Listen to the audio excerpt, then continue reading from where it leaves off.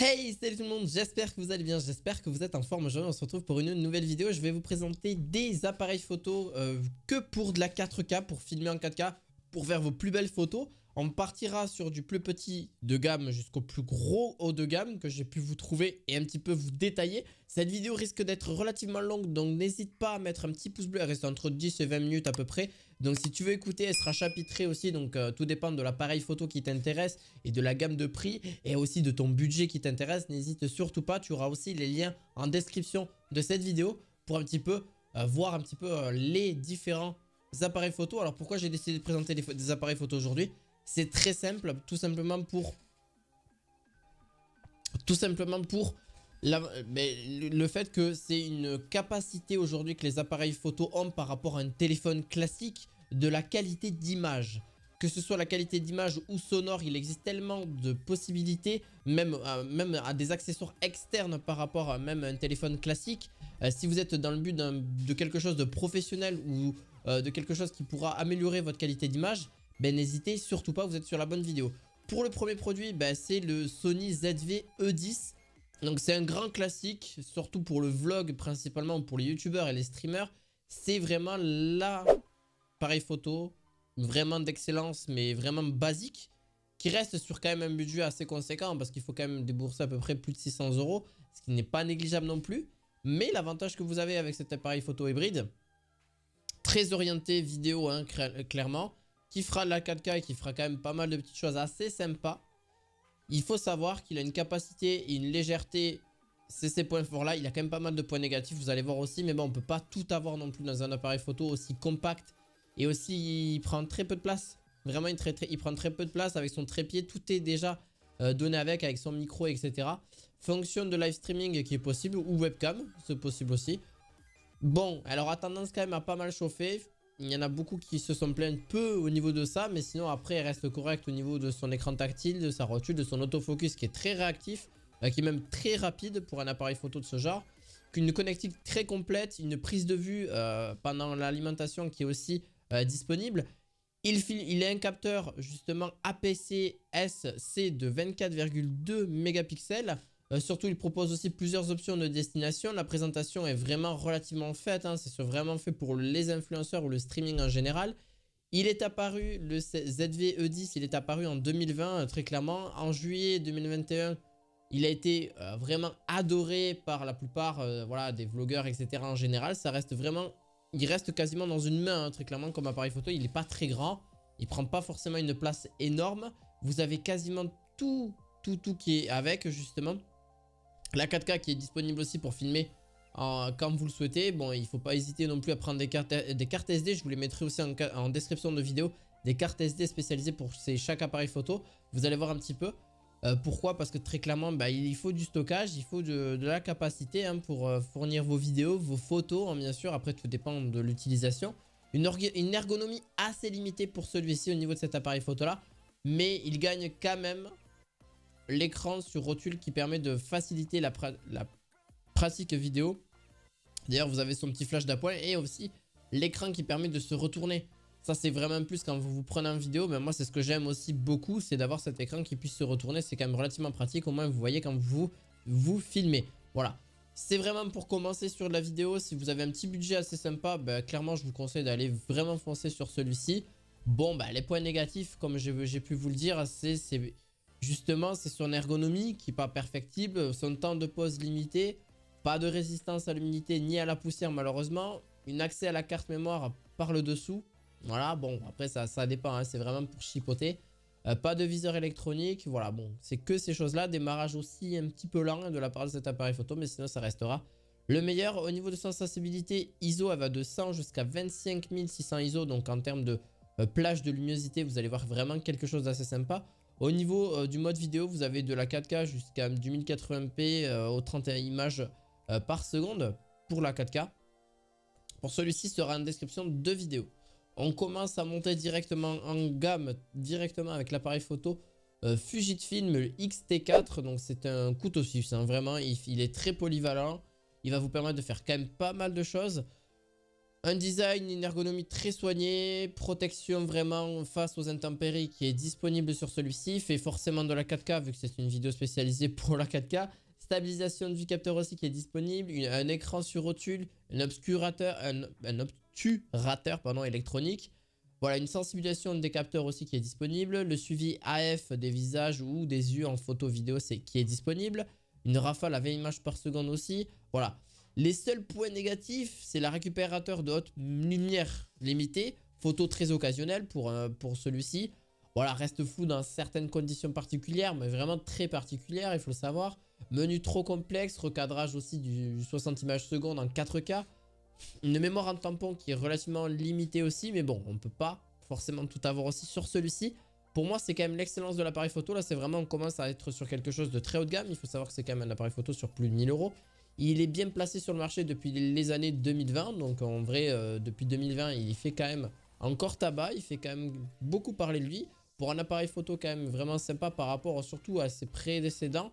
Il a quand même une bonne prise en main bien améliorée. Surtout par rapport au X-T3 ou même le X-T2. Qui était clairement pas du tout... vraiment, je trouve pour moi, vraiment pas les meilleures bonnes prises en main pour ce téléphone-là. Cet appareil photo-là, excusez-moi. Un capteur aussi vraiment enfin stabilisé hein, par rapport à ses précédentes générations. Voilà, qui suit l'air du temps et offre aux photographes une fonction bien utile, notamment en faible luminosité. Pour la vidéo, il est quand même relativement bien aussi, forcément, parce que c'est ce que vous allez peut-être aussi rechercher. Il reste aussi clairement une très bonne approche. Il fait d'ailleurs une très bonne concurrence au Sony Alpha 6600, qui est le plus concurrent direct avec lui. Mais en soi, celui-ci d'ailleurs vous apportera 26,1 mégapixels qui est disponible sur celui-ci. Bon, à part ça, ne casse pas du tout les codes et propose d'ailleurs un X-T4 dans la droite lignée du X-T3. Les amateurs du genre retrouveront un plaisir design vintage qui autorise un contrôle manuel très poussé grâce aux nombreuses molettes. Les finitions transpirent vraiment la qualité et bien entendu au niveau de ce boîtier entièrement tropicalisé. Ouais, c'est vrai que son design n'est vraiment pas du tout par rapport à ceux que vous pouvez retrouver. Ça reste aussi un classique au niveau de celui-ci. Donc voilà, franchement, si vous les retrouvez aussi pour la vidéo, il est vraiment performant aussi. Il va pouvoir prendre de très bonnes vidéos. Il est fait forcément aussi pour la photo, mais la vidéo, vraiment, il se débrouille très très bien aussi sur celui-ci. Une mise au point qui n'est pas forcément rare, qui va pouvoir aussi vous permettre de faire une très bonne mise au point, que ce soit niveau photo, niveau vidéo aussi, hein, parce que clairement, il faut le dire aussi, il faut retrouver un petit peu cet assemblage-là. Pour le troisième produit, pardon, on passera sur un autre appareil photo de la marque Panasonic, le Lumix GH6. La monture micro 4 tiers au meilleur de sa forme pour celui-ci. Alors, oui, le Lumix, le Panasonic Lumix, il y a le GH5, je crois, qui était aussi disponible et qui est vraiment aussi un très bon appareil photo. Le GH6 s'est beaucoup amélioré par rapport à sa précédente et vous allez voir qu'il a très peu de points faibles, il n'a que des points forts sur celui-ci. Alors déjà, juste pour le présenter, il a 5, par rapport au 5, c'est le nombre d'années qui sépare la sortie du GH5 et de son successeur, le Lumix GH6, qui est vraiment, il est excellent. Avec un nouveau boîtier, Panasonic raffirme son engagement dans la monture du 4 tiers, du micro 4 tiers en tout cas, en présentant un nouvel appareil photo porteur des nouvelles avancées technologiques du constructeur. Bien sûr, il y a la 4K qui est disponible sur celui-ci. D'ailleurs, la 4K est vraiment très très bonne et assez bluffante. Vous pouvez enregistrer aussi du slow motion 4K 120 pixels. C'est aussi disponible. Tropicalisé aussi sur celui-ci. En plus, j'aime bien son effet vraiment noir, très mat. Vous avez du 26,52 mégapixels exactement, ou 25,2 exactement pour être plus précis. Un enregistrement jusqu'à 5,7K. La 4K 60 images secondes qui est disponible. Vous avez du slow motion comme je vous l'ai dit. De la Full HD jusqu'à 300 images par seconde. Donc, vous êtes vraiment régalé pour surtout de la vidéo. Vraiment, je trouve que les Panasonic se débrouillent très bien pour vraiment de la vidéo. Ils sont vraiment excellents. Ça serait difficile de vous mettre des images. Alors, je vais mettre des images si je peux au niveau du montage vidéo sur le Lumix GH6 en général. Le prix et la disponibilité du Lumix GH6 est vraiment... pas du tout voilà, il est disponible hein, clairement vous allez pouvoir le retrouver dans n'importe quel type de e-commerce en général. Moi je l'ai sur Amazon, il est vraiment très bas d'ailleurs en termes de prix. Ça reste quand même un sacré budget, hein, faut le savoir. D'ailleurs, dans ce boîtier-là, le boîtier unique sur le marché, comme d'ailleurs comme je l'explique, impossible de trouver un concurrent direct au Lumix GH6 tant que c'est vraiment un couteau suisse aussi dans ses fonctions diverses et variées.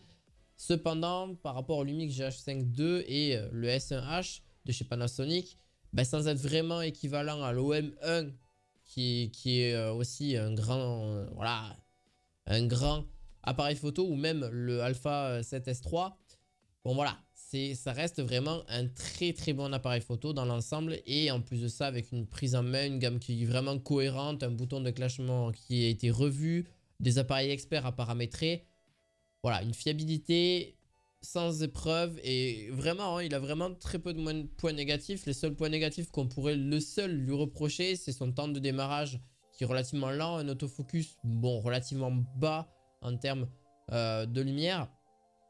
Mais quand même une très bonne gestion de la sensibilité, une récupération des basses lumières limitée aussi, pas de double sensibilité nominale, une absence d'enregistrement vidéo en format RAW, RAW exactement, donc voilà.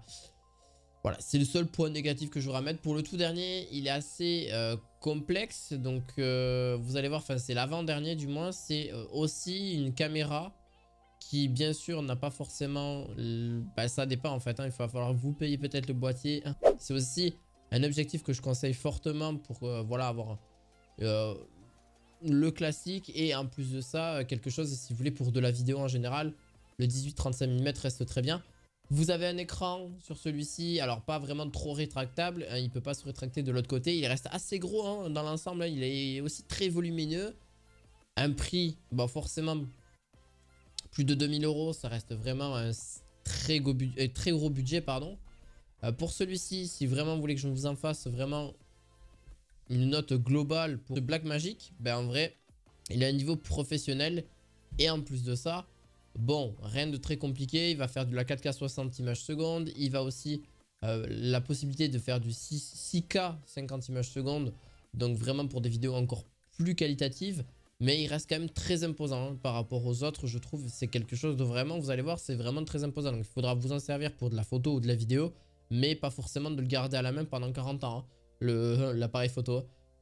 Parce qu'il reste vraiment très lourd, et même avec en plus le boîtier derrière, voilà, l'objectif derrière, ça va être vraiment quelque chose de beaucoup plus conséquent. Mais sinon, à part ça, la gamme reste vraiment excellente, que ce soit au niveau de sa qualité d'image, sa qualité de vidéo. Vous allez pouvoir faire des vidéos très professionnalisées et même des photos même excellentes au niveau de son prix à lui aussi.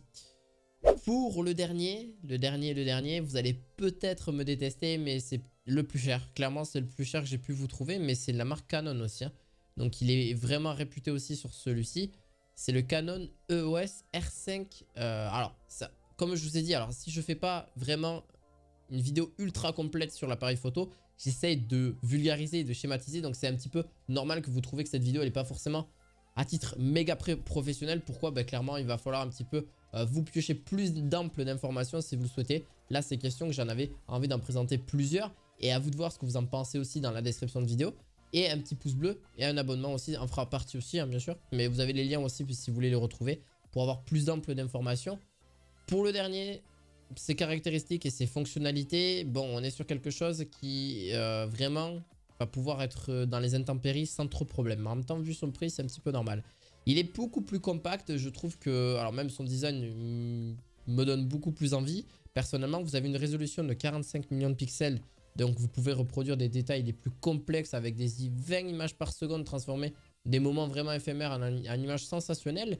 Une possibilité de filmer en 4K 120 pixels, alors qu'est-ce qu'ils appellent 120 images secondes, qui est totalement possible. Vous avez la possibilité dans ce boîtier-là, hein, très clairement, de filmer en 8K.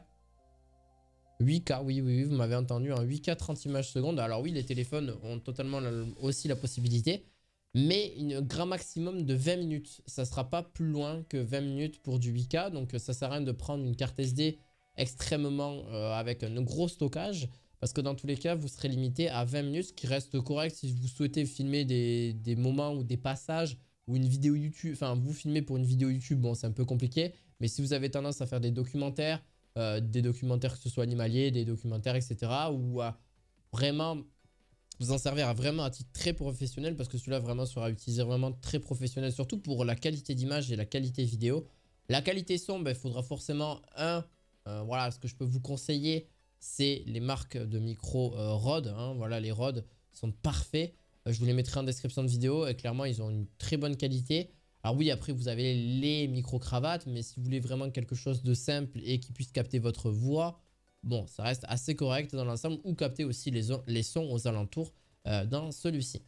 Donc il reste aussi très portable, mais il faut savoir qu'il fait quand même son poids aussi, celui-ci, mais il engrange aussi pas mal de nouvelles qualités voilà, d'image et aussi de vidéos dans l'ensemble. Alors, pour faire, voilà, vous avez un obturateur qui est disponible. Donc, c'est un plein focal, une commande électronique en fonction de l'obturation électronique sur un capteur que vous avez de disponible. Une vitesse de 30-1, 8000, alors 8000 secondes exactement.